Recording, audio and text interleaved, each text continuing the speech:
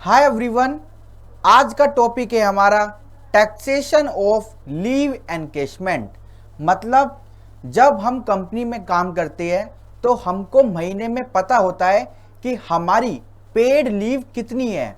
मतलब कि अगर हम महीने में 2 दिन की छुट्टी करते हैं एक्सेप्ट संडे या फिर सैटरडे, तो हमारी कोई भी तनख्वाह नहीं कटेगी। पर अगर हम उन दिन पर भी आते हैं, यानी महीने में जो 2 हमको लीव मिल रही है हम उनको अवेल नहीं कर रहे, तो आपके पास मौका है कि आप क्या कर सकते हो, उनके बदले अपने एम्प्लॉयर से पैसा मांग सकते हो, यानी अपनी लीव को एनकैश करा सकते हो। लीव जो आपने नहीं ली, अनअवेल लीव के बदले आप कंपनी से क्या ले सकते हो, पैसा ले सकते हो। तो आपने तो एम्प्लॉयर से पैसा ले लिया, एम्प्लॉय को पैसा मिल गया, इनकम टैक्स अथॉरिटी बीच में आ गई कि एम्प्लॉयर आप एम्प्लॉय को पैसा दो या मत दो। एम्प्लॉय के हाथ में टैक्स लगेगा, बट लिमिट क्या होगी वो हम बताएंगे। सारा पैसा टैक्सेबल नहीं होगा, क्या एग्जम्प्ट होगा क्या नहीं होगा उसके बारे में हम बताएंगे, और वही आज हम पढ़ने जा रहे हैं, टैक्सेशन ऑफ लीव एनकेशमेंट। तो चलिए स्टार्ट करते हैं। Taxation of leave encashment. बातों को लिखते रहे, छोटी छोटी बातें पढ़नी है और income under the head salary पूरा करना है। तो चलिए केस बनाएंगे। Case number first, if leave encashment receives during employment। अगर आपने पैसा ड्यूरिंग एम्प्लॉयमेंट एनकैश करा लिया अपनी अनअवेल्ड लीव का, तो ये क्या होगा, fully taxable for all employ. सब एम्प्लॉय के लिए फुल्ली टैक्सेबल होगा, whether government employ whether non government employ. ठीक है, चलिए केस 2 बनाते हैं। If leave encashment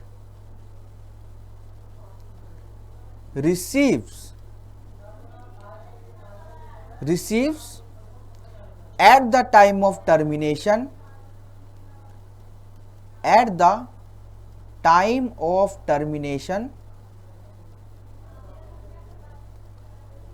by government employee of central government or of state government। अगर लीव एनकैशमेंट हुआ है eight the time of termination, और किसने कराया, या तो केंद्र सरकार के एम्प्लॉय ने या राज्य सरकार के एम्प्लॉय ने, और कोई फर्दर कैटेगरी नहीं है, लोकल अथॉरिटी ने कराया तो भी टैक्सेबल होगा, पीएसयू के एम्प्लॉय ने कराया तो भी टैक्सेबल होगा, XYZ अगर कोई भी दूसरा गवर्नमेंट एम्प्लॉय है सबके लिए टैक्सेबल होगा।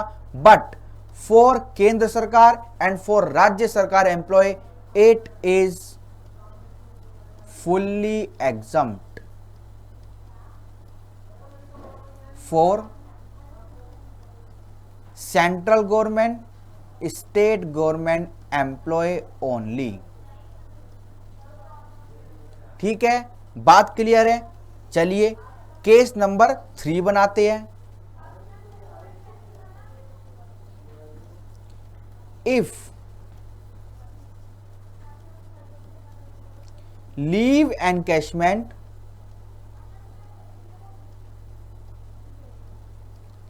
receives at the time of termination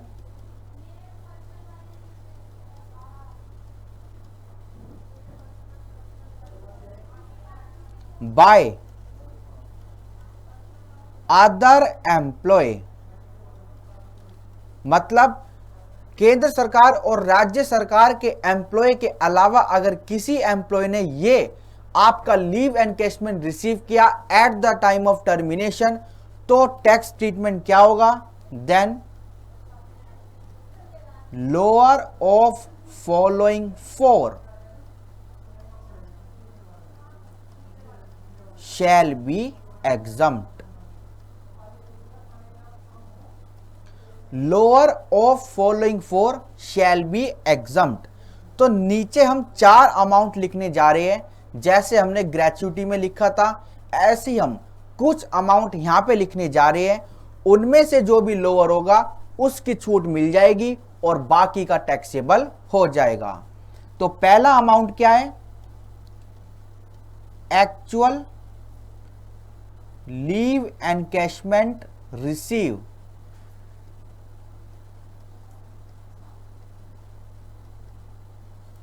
ठीक है। दूसरा अमाउंट आपका स्टैंडर्ड है, जैसे ग्रेच्युटी में हमने पढ़ा था ऐसे यहां पर कितना? 3 लाख। तीसरा अमाउंट आपको लेनी है 10 महीने की एवरेज सैलरी, यानी कि 10 into average salary per month of last 10 month. और यहां पे एक लाइन बिल्कुल ध्यान से लिखिएगा, immediate from the date of termination. Sir ये लाइन इतनी ध्यान से क्यों लिखवाई? क्योंकि हमने ग्रेच्युटी नॉट कवर्ड का केस पढ़ा था, उसमें हमने एवरेज सैलरी जो निकाली थी ना, वो पिछले 10 महीनों की निकाली थी, यानी कि जिस महीने में टर्मिनेशन हुआ है उसको कंसीडर नहीं करा था अगर वो डेट में है। फॉर एग्जांपल अगर 5 सितंबर को टर्मिनेशन हुआ है तो हम अगस्त से 10 महीने लेते थे, पर लीव एनकैशमेंट के केस में अगर 5 सितंबर को टर्मिनेशन हुआ है तो 5 सितंबर से ही आपको पिछले 10 महीने लेने हैं। ठीक है, बात क्लियर है? चलिए लास्ट अमाउंट हमको क्या लिखना है? 1 into completed years of service, जो किस में होगी? आपकी ईयर्स में, minus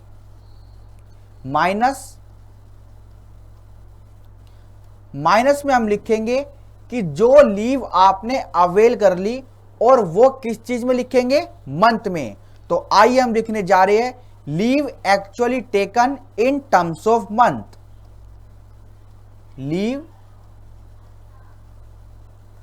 actually taken in terms of month. Confuse नहीं होना कि सर ईयर में से मंथ माइनस क्यों कर रहे हैं। जो फॉर्मूला लिखवा रहा हूं उसको ही आपको इंप्लीमेंट करना है, उसी के अकॉर्डिंग ही क्वेश्चन सोल्व होगा, और फिर मल्टीप्लाई आपको कर देनी है average salary of last 10 month. जो आप ऊपर निकालोगे उसी सैलरी से क्या कर देनी है? मल्टीप्लाई कर देनी है, और ये एवरेज सैलरी क्या होती है? Per month. तो 4 अमाउंट की आपको तुलना करनी है। You should compare 4 amount, and इनमें से जो लोअर होगा वो क्या हो जाएगा? एग्जम्प्ट हो जाएगा। तो टैक्सेबल कैसे आएगा? एक्चुअल लीव एनकैशमेंट रिसीव में से एग्जम्प्टेड पोर्शन माइनस कर देंगे तो टैक्सेबल आ जाएगा। एक चीज और लिख लीजिए, कंप्लीटेड ईयर ऑफ सर्विस को आपको राउंड ऑफ नहीं करना, it should not be round of. Sir मतलब 6 महीने ही लेने हैं, यानी कि 0.5 ईयर। अगर 6 महीने 1 दिन है, अगर 6 महीने 1 दिन है तो भी आपको 6 महीने लेने हैं, यानी 0.5 ईयर।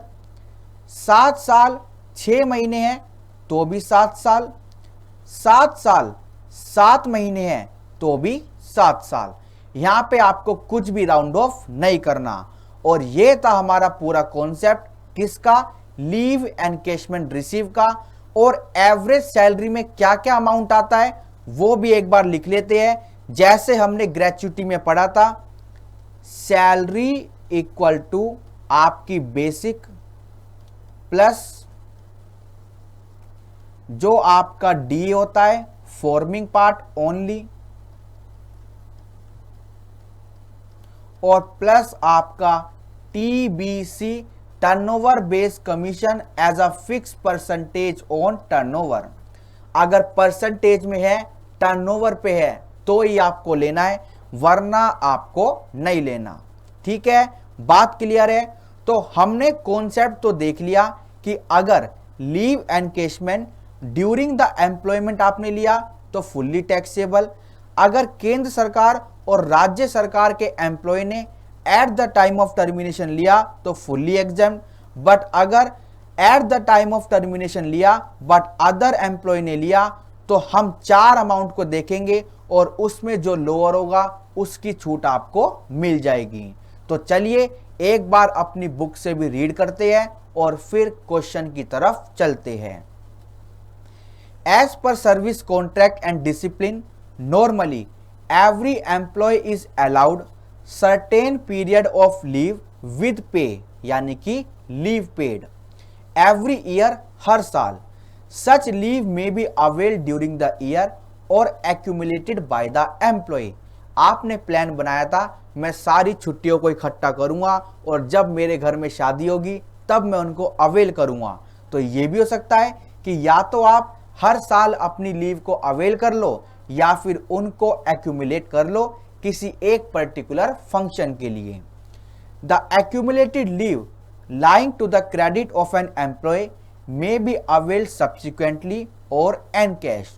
तो जो आपने छुट्टियां इकट्ठी करी है आप उनको शादी में, आपके घर में शादी है, आपको मनाली जाना है, दुबई जाना है, तब आप अवेल कर सकते हो। आपको हनीमून पे जाना है तो आप अवेल कर सकते हो, वरना आप उनको एनकैश भी कर सकते हो। When an employee receive an amount for waiving leave lying to his credit, then such amount is known as leave salary encashment। जब एम्प्लॉय को पैसा मिलता है उन लीव की माफी के बदले तो ये अमाउंट क्या कहलाता है, लीव सैलरी एनकैशमेंट। इसका ट्रीटमेंट हमने पढ़ा। अगर कॉन्टिन्यूएंस ऑफ सर्विस में मिलती है तो ये क्या होती है, fully taxable for all employee as well as other as well as government। Case B हमने क्या पढ़ा, leave salary received by government employee on termination of service. तो ये क्या होती है, फुल्ली एग्जम्प्ट। बट केंद्र सरकार और राज्य सरकार के एम्प्लॉय के लिए माफी है। अगर आप एम्प्लॉय हो किसके, लोकल अथॉरिटी के, किसी पीएसयू के, किसी फॉरेन गवर्नमेंट के, तो ये फुल्ली टैक्सेबल होगा। और टैक्सेबल कैसे होगा, जो हमने केस 3 में पढ़ा था, 4 अमाउंट में से जो लोअर होगा उसकी आपको छूट मिल जाएगी। केस 3 हमने क्या देखा था, leave salary received by non government employee on termination of service. तो इस केस में क्या होगा, हम 4 अमाउंट कंपेयर करेंगे और इनमें से किसी लोअर की छूट मिल जाएगी। पहला जो एक्चुअल अमाउंट मिला, तीसरा 3 लाख, मतलब कि आपको लाइफ टाइम में 3 लाख की छूट मिलेगी। तीसरा है आपका 10 महीने की एवरेज सैलरी आपको लेनी है। और चौथा है आपका 1 into completed year of service minus जो भी आपने लीव ली है मंथ्स में और मल्टीप्लाई कर देंगे एवरेज सैलरी पर मंथ। ठीक है, अब कुछ नोट देखते हैं। एवरेज सैलरी का मतलब basic plus DA plus commission as a fix percentage on turnover. और कब की लेनी है, लास्ट 10 मंथ की, और इमीडिएट लेनी है। अगर आप 18 नवंबर को क्या हुए हो, रिटायर हुए हो, तो आपको उसके अकॉर्डिंग ही पिछले 10 महीनों की लीव सैलरी लेनी है। If DA is not forming part of retirement benefit then the same shall not be included in salary for the above purpose. However, DA itself should be fully taxable। DA का सिर्फ forming part for retirement benefit आपको लेना है। हाँ, DA मिला वो taxable होता है, पर सैलरी के पर्पज से, फॉर द लीव सैलरी के पर्पज से हमको सैलरी में क्या क्या अमाउंट लेना है, बेसिक और डीए का फॉर्मिंग पार्ट और TBC turnover based commission. While calculated completed year of service, ignore any fraction। आपको फ्रैक्शन इग्नोर करना है। 10 साल 9 महीने को आपको 10 साल ही लेना है। Leave encashment receive from more than one employer. Where leave encashment is receive from more than one employer in the same previous year, then the aggregate amount exempt from tax shall not exceed the statutory deduction, that is 3 lakh. अगर आपको leave encashment साल में एक से ज्यादा बार मिला है तो मैक्सिमम एग्जम्प्टेड अमाउंट सिर्फ 3 लाख होगा, क्योंकि एक साल में सिर्फ 3 लाख की छूट मिलेगी। Earlier deduction claim for leave encashment while claiming the statutory amount, that is 3 lakh, any deduction claimed earlier as leave encashment shall be reduced from 3 lakh। और अगर आपने पहले कोई डिडक्शन ली हुई है तो 3 लाख में से उसको माइनस करेंगे, आपको लाइफ टाइम में सिर्फ 3 लाख की छूट मिलेगी। ठीक है, बात क्लियर है। चलिए सर हमको क्वेश्चन कराइए, क्वेश्चन से पता लगेगा कंप्यूटेशन कैसे करनी है। तो आइए क्वेश्चन नंबर फर्स्ट की ओर चलते हैं। Mister Bhanu is working in Zebra Limited since last 25 years 9 months. Company allow 2-month leave for every completed year of service to its employee। तो मिस्टर भानु 25 साल 9 महीने से काम कर रहे हैं ज़ेब्रा लिमिटेड में, तो हमको राउंड ऑफ नहीं करना, हम क्या लेंगे 25 ईयर। और ज़ेब्रा लिमिटेड 2 महीने की लीव देती है हर साल कंप्लीटेड ईयर ऑफ सर्विस अपने एम्प्लॉय को। During the job he had availed 20 month leave. इन्होंने अपनी जॉब के दौरान 20 महीने की लीव अवेल कर ली। At the time of retirement, इनकी रिटायरमेंट कब हुई 10 अगस्त 2020 को। He got ₹1.5 lakh as leave encashment. तो एक्चुअल अमाउंट रिसीव हमको मिल गया। As on date his basic salary, यानी कि 18 अगस्त 2020 को इनकी बेसिक सैलरी क्या थी जब ये रिटायर हुए, 5,000 रुपये प्रति महीना। डीए क्या था इनका 2,000 रुपये प्रति महीना, और कमीशन था 5% ऑन टर्नओवर प्लस 2,000 रुपये प्रति महीना फिक्स। तो हमको फिक्स कमीशन नहीं लेना, हम तो सिर्फ टर्नओवर के बेसिस पर लेते हैं। Turnover affected by the assessee during last 12 month ₹5 lakh. तो ये तो पिछले 12 महीनों का है, तो हम 1 महीने का निकाल लेंगे टर्नओवर कितना है, उस पे परसेंटेज लगा देंगे तो 1 महीने का टीबीसी आ जाएगा। भानु गोट an increment of ₹1,000 per month from 1 जनवरी 2020। तो 1 जनवरी को इंक्रीमेंटल हुआ था 1,000 का, तो 1 जनवरी से पहले सैलरी इनकी कितनी होगी 4,000, क्योंकि at the time of retirement कितनी है 5,000 in basic and ₹500 per month in DA. इनका डीए भी बढ़ा था 500 रुपये प्रति महीना से, आज डीए कितना है 2,000, तो पहले कितना था 1,500। Compute his taxable leave encashment salary, आपको टैक्सेबल पोर्शन निकालना है। और बी पार्ट क्या कहता है, how shall your answer differ if the assessee had taken 2 month leave instead of 20 month during his continuation of job. तो हमको क्या माइनस करना है, जो भी आपने लीव ले ली है, तो पार्ट ए में कितनी लीव ले ली 20 और पार्ट बी में कितनी ले ली 2। तो हमको सारी फिगर्स मिल गई है और ये एक नॉन गवर्नमेंट एम्प्लॉय है, तो 4 अमाउंट को कंपेयर करना है, जो लोअर होगा वो एग्जम्प्ट हो जाएगा और एक्चुअल में से एग्जम्प्ट माइनस करेंगे तो टैक्सेबल हमको मिल जाएगा। ठीक है, सारा क्वेश्चन हम समझ चुके हैं। तो चलिए सर, देरी किस बात की, क्वेश्चन नंबर फर्स्ट करते हैं और ऊपर डालते हैं leave encashment.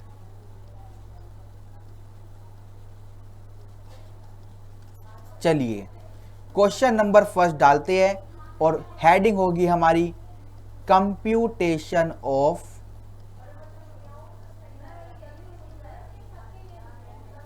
exempted portion and taxable portion of leave encashment।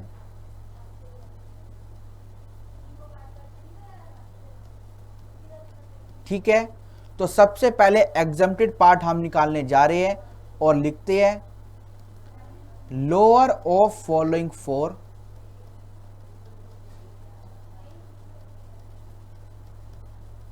shall be exempted portion।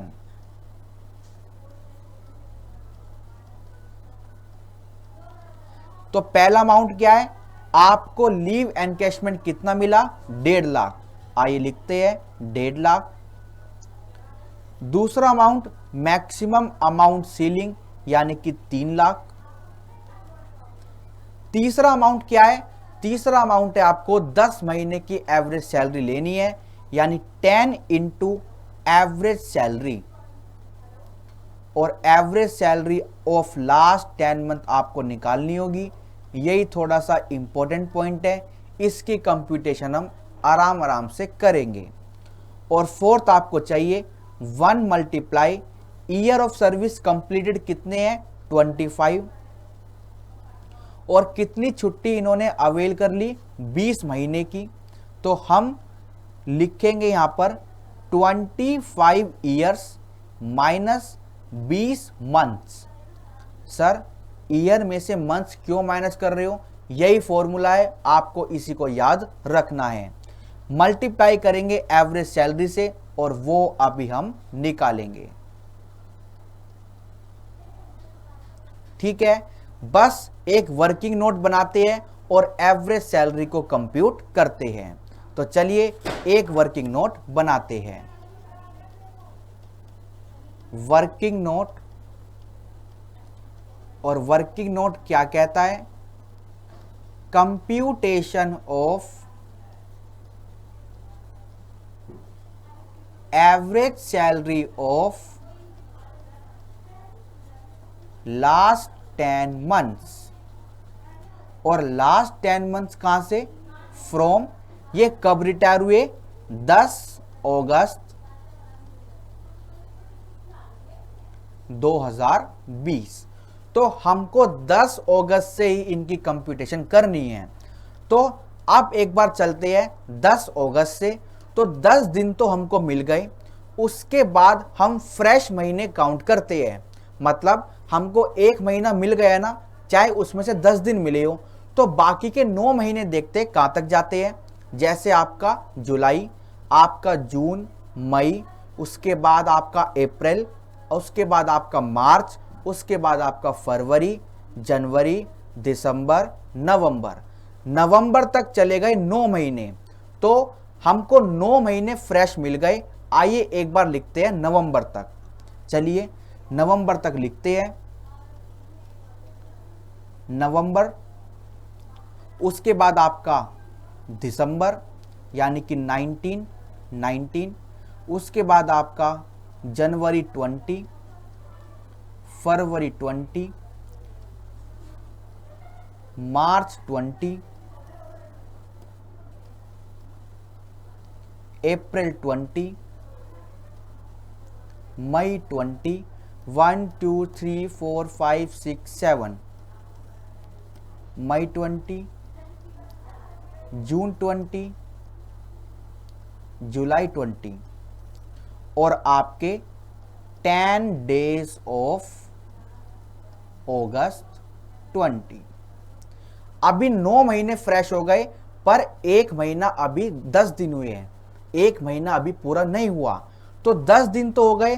अब हमको 21 दिन और चाहिए, तो 21 दिन आपको किसके लेने पड़ेंगे, 21 डेज ऑफ अक्टूबर 19, क्योंकि अक्टूबर का महीना 31 का है तो 10 दिन आपके अगस्त में सेट ऑफ हो गए, तो आपको 21 दिन किसके लेने पड़ेंगे, अक्टूबर के। और फिर आपको क्या निकालनी पड़ेगी, इनकी बेसिक सैलरी, इनका डीए फॉर्मिंग पार्ट। क्वेश्चन ने हमको नहीं बोला फॉर्मिंग है या नहीं, तो हम एज्यूम कर रहे हैं। और टर्नओवर बेस कमीशन, आपको एग्जाम में 100% गिवन होगा कि डीए फॉर्मिंग है या नहीं है।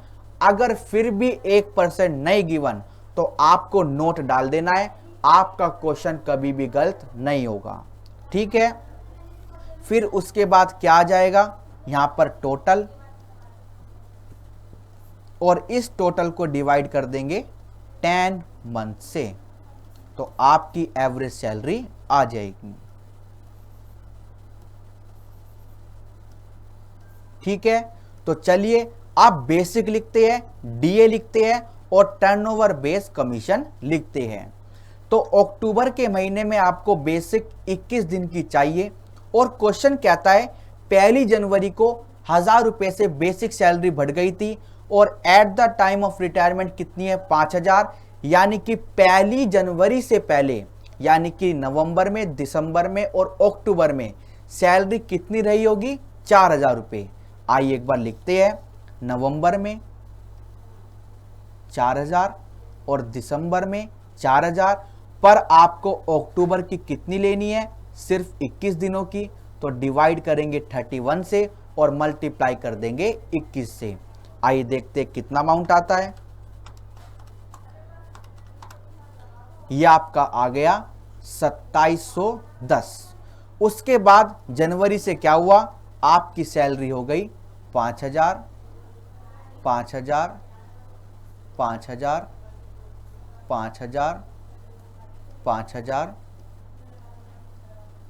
5000,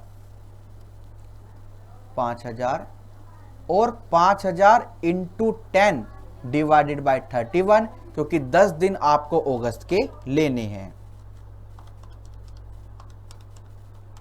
तो ये आपकी आ गई 1613 रुपए। ठीक है, अब ऐसे डीए की कैलकुलेशन करते हैं। इसमें भी 500 रुपए बढ़े थे, eight the time of retirement कितना है, 2000, और 500 रुपए बढ़े थे 1 जनवरी को, यानी कि नवंबर में कितने हुए, 1500, दिसंबर में कितने हुए, 1500, पर यहां पर कितने लेने हैं, 1500 इंटू 21 डिवाइडेड बाय 31। ये आपके कितने आ गए, 1016। ठीक है, अब आगे तक लिखते हैं, सेम है। यानी कि जनवरी 2020 से क्या हो गए आपके 2000, 2000, 2000, 2000, 2000, 2000, 2000, और यहां पे आपको लेना है 2000 इंटू 10 डिवाइडेड बाय 31। ये आपके आ गए 645 रुपए। इन दोनों फिगर को सर्कल में कर देते हैं, जिनसे आपको कोई भी कंफ्यूजन ना हो। अब आपको क्या चाहिए, टर्नओवर बेस कमीशन। आपका एनुअल टर्नओवर गिवन है कितना, 5 लाख। डिवाइड कर देंगे 12 मंथ से, तो 1 महीने का टर्नओवर आ जाएगा, क्योंकि हमको कमीशन 1 महीने का चाहिए। और मल्टीप्लाई हम किससे कर देंगे, जो आपका रेट है, यानी कि 5%। चलिए करते हैं, ये आपका आ गया 2083। तो आइए लिखते हैं 2083, और कमीशन आपका फिक्स होता है। यहां पे फर्दर आपको इसको डेज में स्प्लिट नहीं करना। तो कितना आया, 2083, 2083, 2083, 2083, 2083, 2083, 2083, 2083, 2083, 2083, 2083,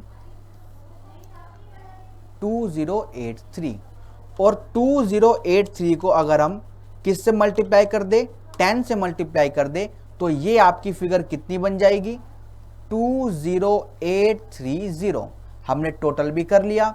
अब टोटल करते हैं हम किसका, डीए का। 1016 प्लस 1500 प्लस 1500 प्लस आपका 2000 2000 2000 2000। तो हमने अप्रैल 20 तक कर लिया। फिर आपका 2000 2000 2000 और 645। तो ये आपका कितना आ गया, 18661। उसके बाद बेसिक का टोटल करते हैं।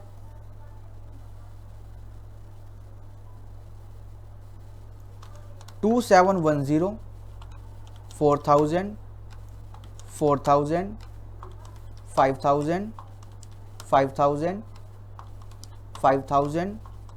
5000 5000। तो मई तक हमने कर लिया। फिर 5000 5000 और 1613। ये आपका कितना आ गया, 47323। अब तीनों का ग्रैंड टोटल करते हैं।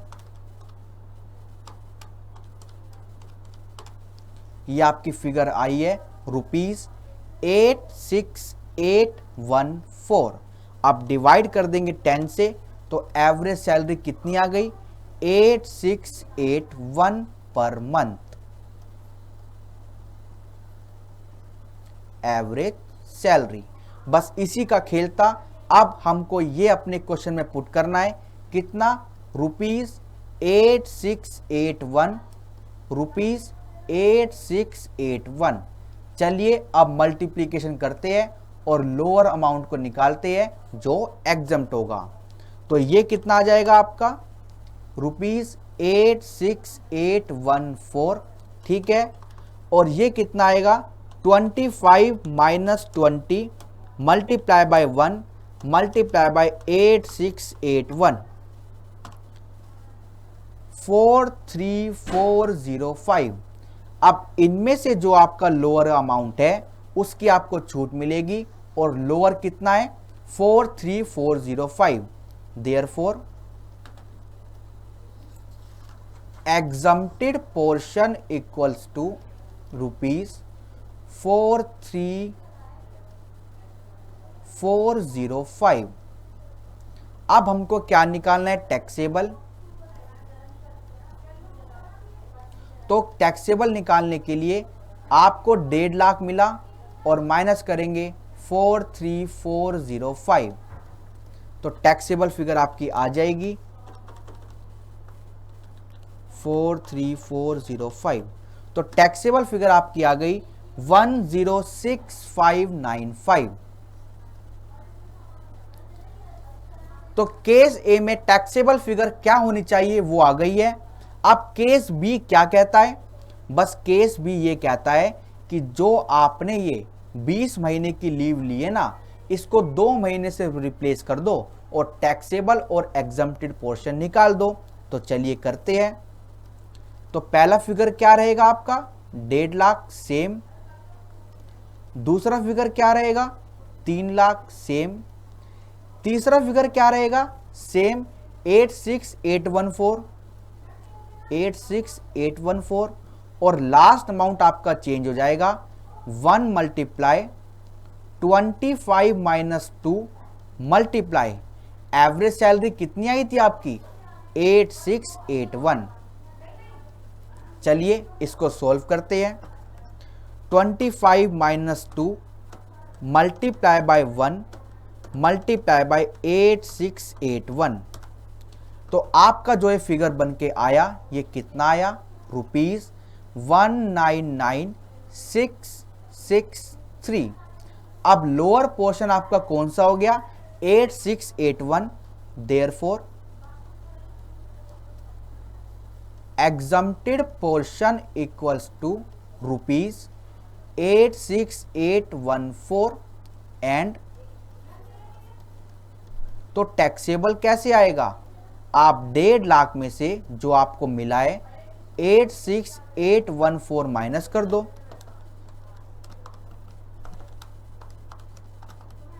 तो टैक्सेबल फिगर आपकी आ गई कितनी, ₹63186। And this is the question all about. हमने क्वेश्चन के दोनों पार्ट कर लिए, दोनों पार्ट हमारे हो गए हैं। क्वेश्चन हमको क्या बोला था कि अगर वे 20 महीने की लीव को अवेल कर चुके हैं और अगर वे 2 महीने की लीव को अवेल कर चुके हैं तो टैक्सेबिलिटी आपको निकालनी थी, वो हमने निकाल ली। कैसे निकाली आपने देखा, हमने ये देखा कि मिस्टर भानु क्या है, नॉन गवर्नमेंट एम्प्लॉय है, तो हमने छूट दी इनको, 4 अमाउंट को कंपेयर करा और जो लोअर बना उसकी छूट दे दी और टैक्सेबल अमाउंट निकाल लिया। ये था हमारा कॉन्सेप्ट किसका, लीव एनकैशमेंट का। टैक्सेबिलिटी ऑफ लीव एनकैशमेंट होता है पूरा, और इसी के साथ हमने क्वेश्चन नंबर फर्स्ट भी किया complete. Okay, thank you so much.